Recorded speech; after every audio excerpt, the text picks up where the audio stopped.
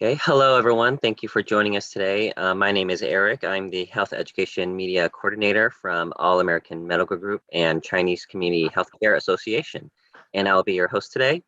CCHCA was established in 1982 as a nonprofit healthcare association and is also the parent company for AAMG.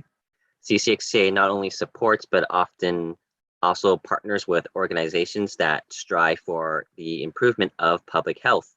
CCHCA's annual community grants program provides fundings to projects benefiting the public health of Asian American communities of the San Francisco Bay Area.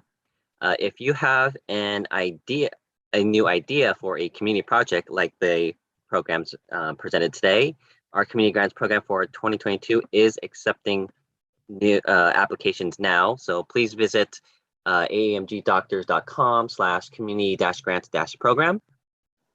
So today we have the CCHCA Grant Program live stream presentation for Chinatown YMCA entitled Good Friend Program, as well as the Emerging from COVID Strong Families Project. After the presentation, we will have a 15-minute Q&A.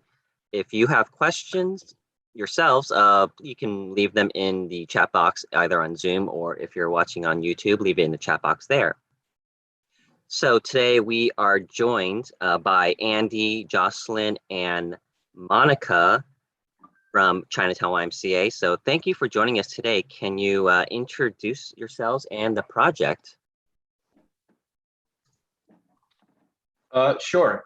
Hi, Eric, thank you for that. My name is Andy with the Chinatown YMCA, the Associate Executive Director here at our branch. Joining us today is Monica Lai. She's a Senior Director of Engagement, who will talk about our Good Friend program for our active older adults. And then Jocelyn will be talking about our SRO program, Emerging from COVID, and the work that we've been doing around that. Before they get started, wanted to just mention and say a word of thanks to AAMG and CCHCA for the support with this project. It's helped us, particularly at this time, be able to provide some of the essential services and support to our community. Okay, so with that being said, I'm going to share my screen and we're going to go ahead and get Monica started. She will be going first to talk about the Good Friend program. And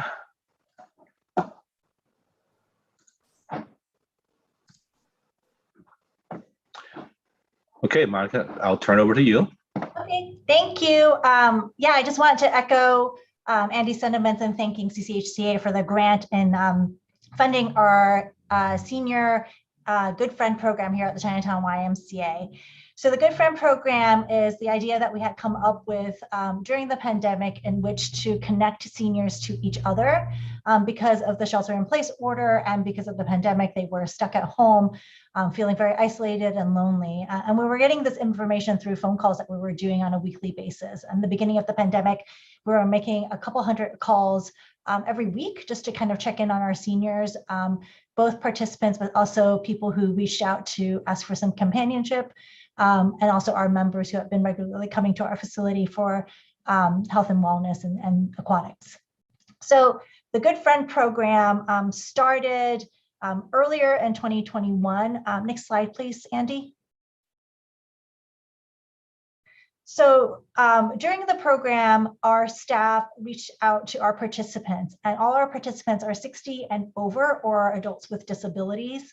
And we paired up 16 pairs of adults, of seniors, so that they could connect to each other through the phone. So the idea of the program was for them to chat at least every 2 weeks and to talk about different things. We helped kind of guide the conversation by giving them topics to talk about, but initially they kind of just introduced themselves and then kind of delve into a little bit more serious topics. And then as they grew and built their relationship with each other, they were able to kind of just talk about whatever they wanted.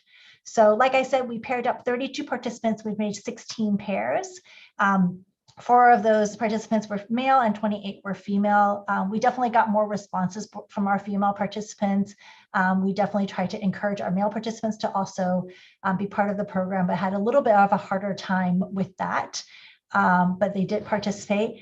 And like I said, we encourage them to speak at least once every 2 weeks with each other for at least 15 to 30 minutes. By June of 2021, when this report was put together, we had reported over 1,600 minutes of conversation between the 32 participants, which is really great. The staff provided pre and post conversation support. So pre-conversation, we made sure that they had all the details that they needed to get in touch with the other senior, but also kind of gave them guidelines in which to have this conversation, things like how to listen actively to the other person, how to ask open-ended questions to get to know the other person better, and also how to be respectful of certain sensitive subjects that we didn't thought that it was good for them to talk about, at least for the first couple of conversations. And then they also connected with each other post-conversation, in which they asked them how the conversation went, how that made them feel before and after, and also what conversation topics they discussed and what they might talk about the next time, and what got them really excited about looking forward to the next conversation. So next slide, please, Andy. So conversation topics was a really big thing. We wanted to make sure we encouraged them to get to know each other better, so that it wasn't just say, hey, how are you? How are you feeling today? But to really talk about them and for them to get to know each other. So we really, in the beginning, wanted them to talk about themselves, how they came to the US, so their immigrant story. Most of our participants are retired. So talking about kind of what they've been able to do in their new or not new retired life, hobbies that they've picked up. And then as we continued on, they talked about a little bit more how they got involved with the YMCA and other community programs that they participate in throughout the city.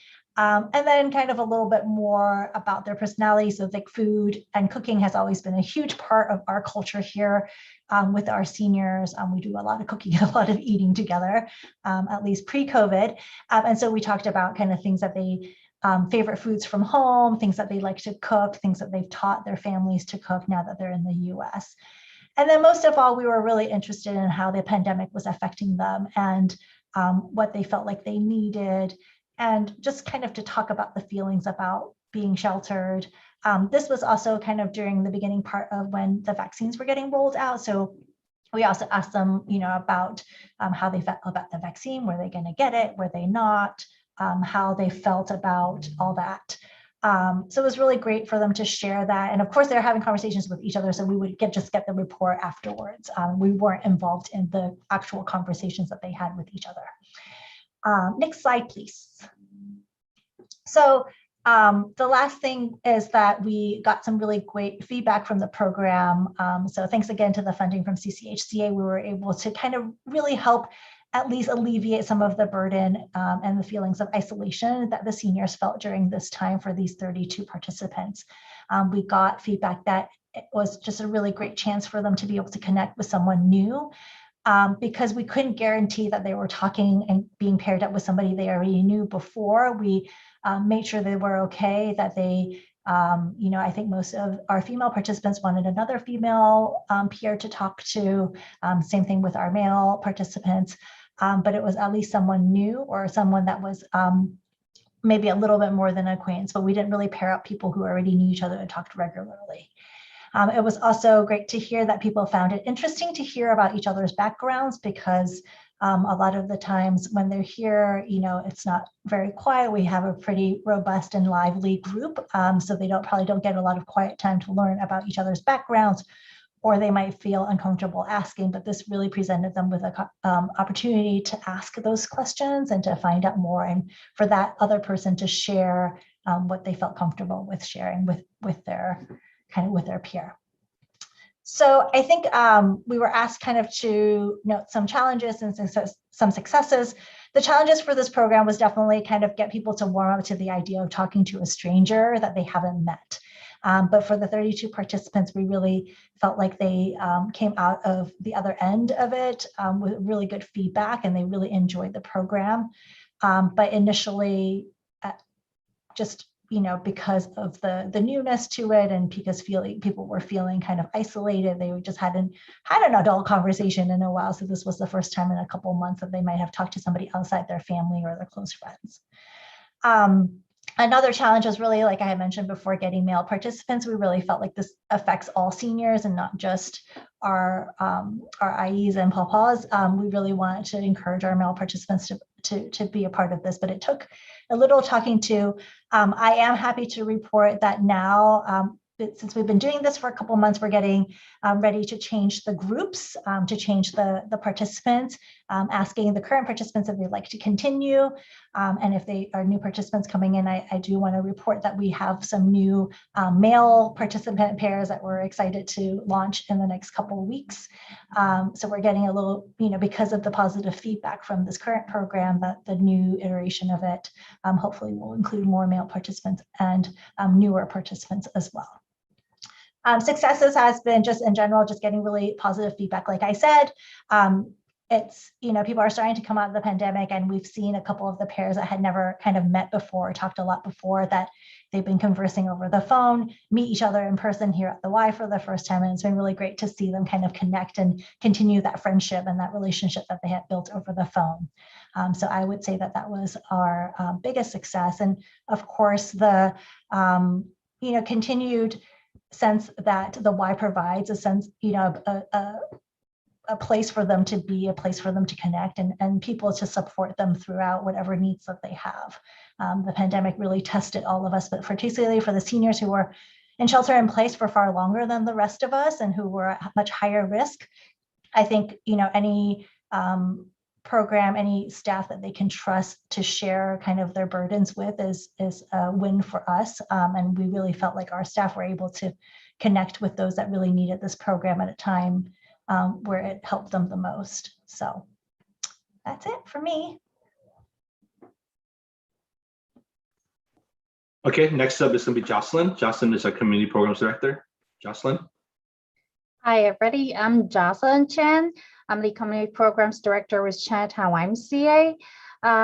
Right, first of all, I would like to thank CCHCA for supporting our SR family, so that those families can emerging from the COVID.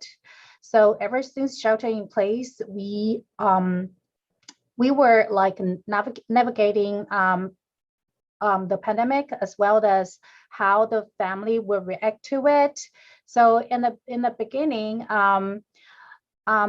we kind of observed that most of family, they wouldn't want to step out because of the pandemic.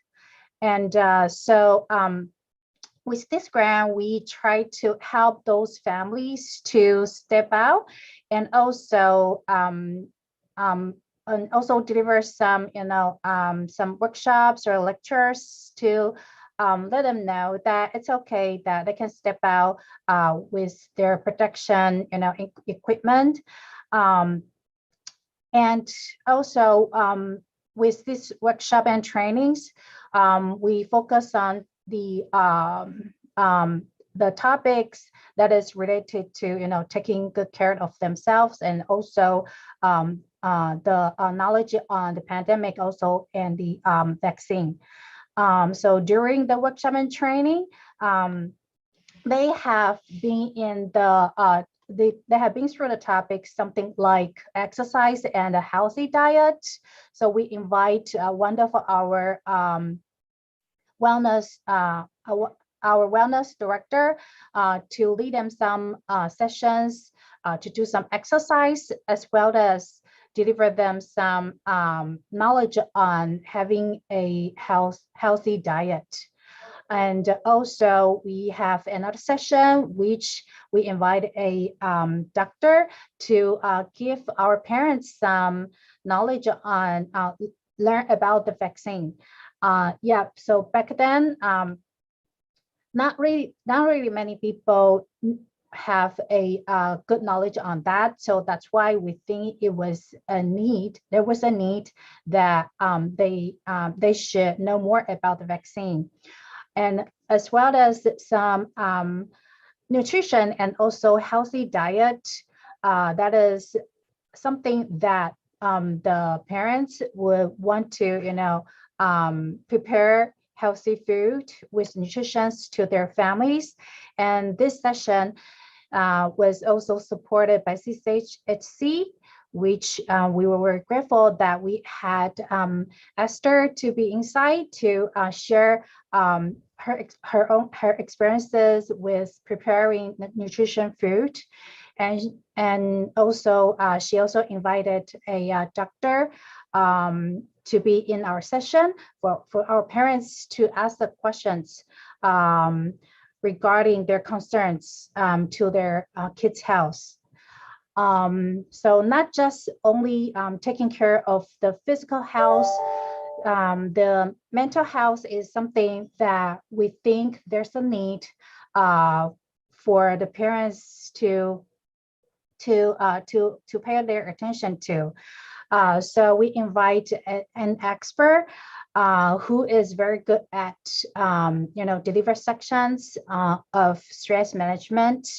So during that session, she shares some tips to help the parents to take good care of themselves, and especially their mental health, which is very useful because sometimes the parents, they are too focused on their kids. Sometimes they just forgot to take care of themselves. So so after this session, the parents say this is very useful for them. And so not just the pandemic that people are worried about, but also some other health issue that we still have to keep our mind on. So we invited and specialists from Health Be Free to talk about hepatitis B, to give them some knowledge on this, since this is like a common disease that that among people, Asian. So so this is a session that remind people that not just the pandemic that they need to like pay attention to, but also the hepatitis B. And we also invite CYC to give our parents some training like fire safety and also disaster preparedness and shelter in place training. That is because our SR families, they live in SR buildings around Chinatown. So this is something to give them the knowledge on the awareness of having safety. So we also have some sessions like helping the parents taking up some computer skill. So we have a session that taught them about the how to make PowerPoint, how to do the presentation with PowerPoint, like what we are doing right now. So next slide will be one of the example that that is from one of our parents who are involved in this program. So next slide, you can see. Yeah, so they do their introduction, they show their work, and also they introduce their family, things like that. They do their own presentation with the slide. It's like a visual aids. So this is something that we think that it's they can, it was a good timing when they were sheltered in place, is for them to like a skill to take up during that period of time. Next slide, please. And next one, please. Yeah, so this is one of the parents who are involved with our program. And so as you can see from this picture, the baby is her son, which she gave birth to him during the pandemic and during the session of our program. Next slide, please. So aside from the workshop training, which all stay online, we thought that there was a need for the parents to step out, as I mentioned earlier. So this picture is a picture that we took during our trip of the Chinese New Year run that we have every year. So we took some of the parents to like hike around the Chinatown, and this is by the Pier 39, where we found the golden cow, the ox. Next one, please. So this is another gathering for Mother's Day. So we make it like a tea party. That's why you see everybody is holding a cup, because it's a cup of tea that we offer, and with some snacks, as you can see from the picture. So we played, we enjoy the tea with the snacks, and also we play some online games together for a bit. It was a very joyful afternoon. Next slide, please. So this is the flower arrangement that we had during our program. We bought a bunch of flower for them, and also the vase as well. So this is something that they can, like physically, they use their hands to, to do something, and it's a work that is presentable to their family. So yeah, that was another, very, very pleasant afternoon. Next slide, please. So aside from those activities, during summertime, we kind of like open our door to the our program participants. So we thought that it might be beneficial for our SR family to come back to join some activities such as recreation swim, such as wellness class. So this is something that we offer to our family. And aside from that, we also provide them some goodie bags from time to time to make sure that they have food secure, which is something that the family always very happy to get it. So next slide, please.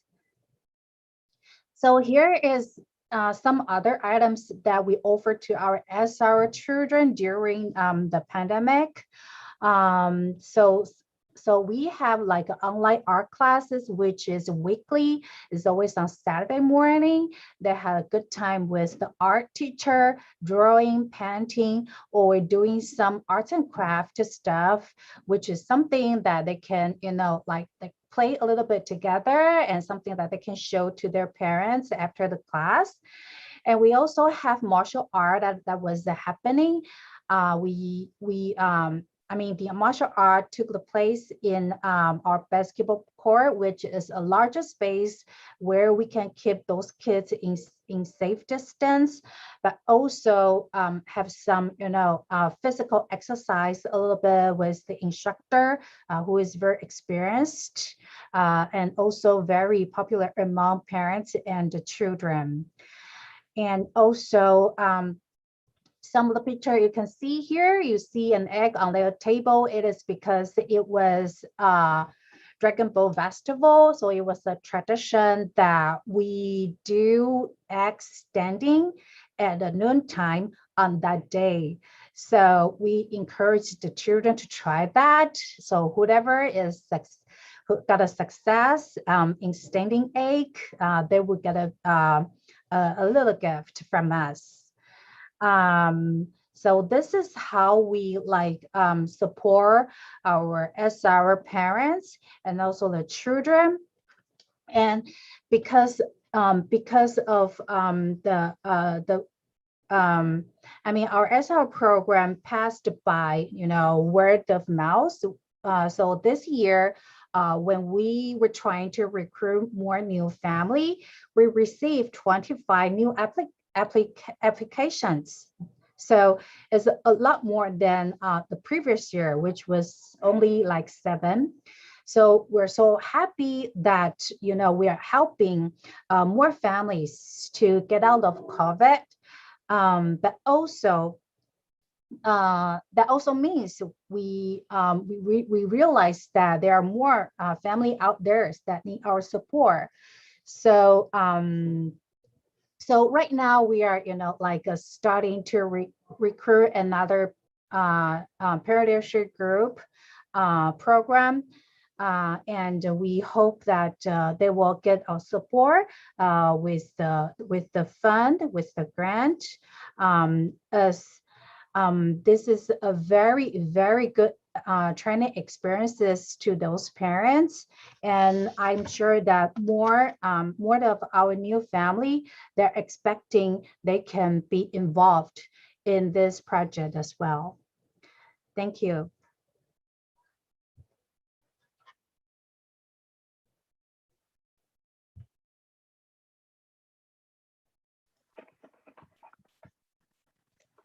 Okay, great. Thank you so much, everyone. So that will be the both presentations. So we can go into the Q&A. So I guess this would be directed towards both projects. So any one of you can answer it. Excuse me. So so Chinatown YMCA, you've showed a lot of the kinds of services that are available for everyone. So can you tell us about any of these services that are, if they're free for everyone in the community, or how does it all work? Yeah, I'll answer that. Yeah, I mean, both these programs are free to people in the community. They can just come to the Y or give us a call, and if they're a senior, 60 plus, we'll have staff that can talk to them, and our coordinator will get them all signed up and join the program. Same thing on the SRO program side. Obviously, the SRO program is specific to people that live in SRO, so we do need to qualify that, right? But other than that, all these programs are free. So can you tell us a bit more about some of the one-on-one consultations or any group kind of consultations that the YMCA provides?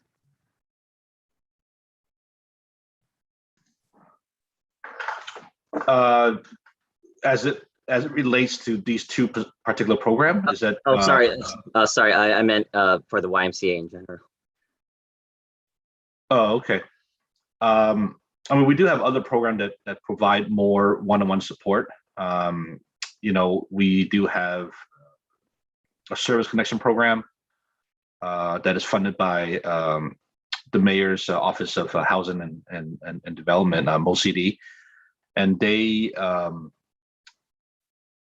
people sign up, or they come in and they say, oh, we need help with maybe being connected to services. And then when that happens, we sit down with them and then we kind of assess the family and their needs. And then they wind up being connected with a staff that will work with them one-on-one. So that's just a little bit more specific in terms of working through the things they need and talking through what their goals might be and what they want to accomplish. And if they're looking to get a job, or if they're looking to find some activities for the kids to do. So things, then we'll connect them either with our own internal services or refer them to different agencies. But within the two programs, though, I'm sure Monica or Jocelyn would be able to say too, is that we do provide one-on-one support whenever the need arises, right? Same thing if a senior is having problems with maybe or needs help with applying for some services or read a letter or whatever, those they know that they can come to us, and as being part of the program, they can either call us or stop by, and then we give them that service or that one-on-one attention to help them navigate what they need. Great. So going back to the projects for both of them, so is there certain clients that you're specifically making these projects for, or how would what are the kinds of people that are able to be a part of this project? Either project. I can go first. I mean, our program specifically is for our active older adults. So like I mentioned before, it's anybody over 60. And then we also include in our programming adults with disabilities. So those are 18 and over. Particularly for this Good Friend program, we were really targeting seniors because of the impact that the pandemic has been causing them, in addressing kind of their loneliness and the isolation that they've been feeling, that we've been hearing when we do check-in phone calls with them on a weekly basis. So we are really targeting those seniors and not other populations for this particular program. So for our SR programs, so we focused on those families who live in the SR buildings around Chinatown YMCA, and also the parents live in SR building must be with the children under 18 years old, so that they can qualify to be within our program. And the parent issue group recruitment, we focus on those parents who are of course, who are available to join join our like a gathering or workshop like weekly, and also they would want to get involved more with the activities that we provide for them. So through those interactions during the workshop and training or gathering, they will become someone that we can turn to when we when we do the program planning for the SR families. Okay, sounds great. So the next question, I think Monica touched upon this earlier with the Good Friend program, but so there were some challenges that you had to face with implementing and like getting them used to these programs, and also some successful stories. So is there any particular, if you can go into any kinds of challenges you experienced, like a bit more detail, either with the Good Friend program or emerging from COVID one, and also how you overcame these, and something important you learned that took away while working on this project that can further improve your projects for the future.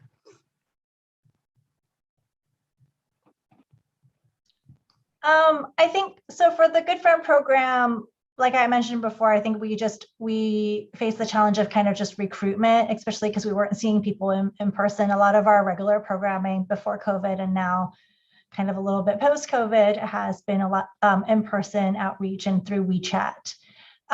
But because the Good Friend program was a brand new program, was a new concept that we had to introduce to the participants, it was a little bit harder to sell. I think, we did, like I mentioned, we did have a participant, just really kind of tell us how much it had helped her during the pandemic, because she lives alone. Her husband had passed away a couple of years ago. She had been really depending on the Y even before to be kind of her social outlet. Her kids are grown.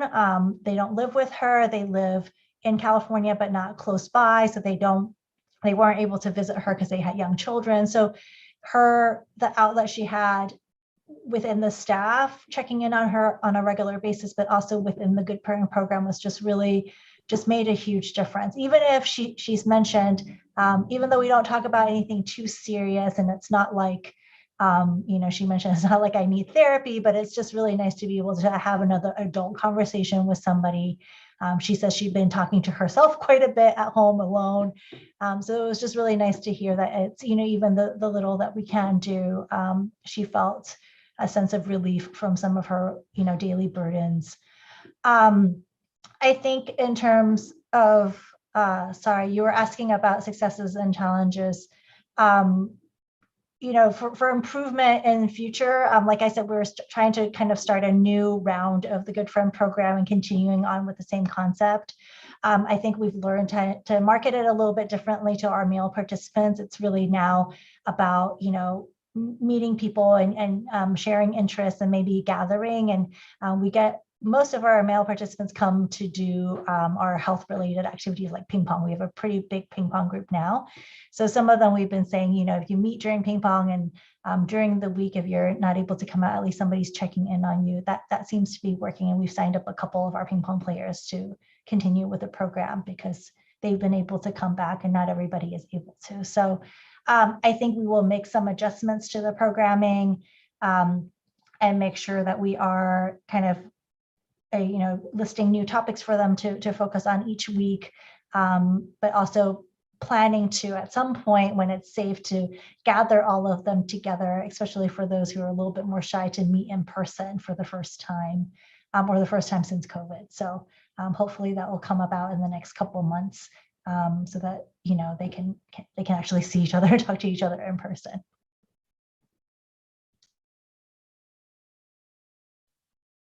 All right, well, great. So then I guess leaving off for one more question then. So for people that want to be involved in whether that's just YMCA in general or like in these specific projects that you have, what would be the best way to contact YMCA about those? The best way would be give us a call or stop by the Y. So our main number is 415-576-9622.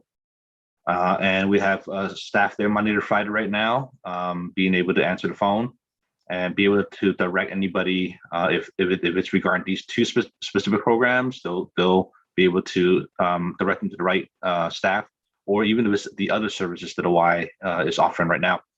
And of course, you can find some information online on our website, www.ymcsf.org/Chinatown. Right. So pretty much all of our activities and information is up on the website as well. But, also stop by because we are right now currently just this past Monday, we have actually opened for our fitness members to come back. So we do have more staff around and more people in the building to be able to assist anyone that is interested in our programs. Awesome.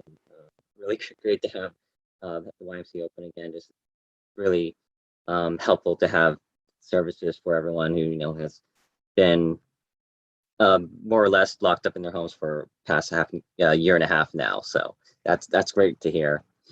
All right, so then that will conclude today's CCHCA grant program presentation with Chinatown YMCA. So I do want to show that as a reminder that for more information about making the community grants program, if you're interested, you can go to our website, aamgdoctors.com, and for any upcoming workshops or other presentations, just like the one we had today, you can go to our website and then click on the online health workshop schedule. And for the community section, you can find the community grants program here on our site. Again, you can also access that directly with the URL aamgdoctors.com/community-grants-programs. So I've been your host, Eric from AAMG, and we post the latest updates on our news page as well as on our social media platforms, Facebook, Instagram, Twitter. And you can watch this entire presentation with Chinatown YMCA, as well as hundreds of our other videos on many different health topics on our channel. That's AAMG Doctors on YouTube. So again, I just want to thank everyone who joined us today for this event. So very special thanks to Andy, Jocelyn, Monica, everyone from Chinatown YMCA and everyone watching. So thank you so much for coming on and sharing your presentations with us today. That will be the end of that program. Thank you. Okay, thank you. Yeah. So stay safe, healthy, everyone. Have a good day.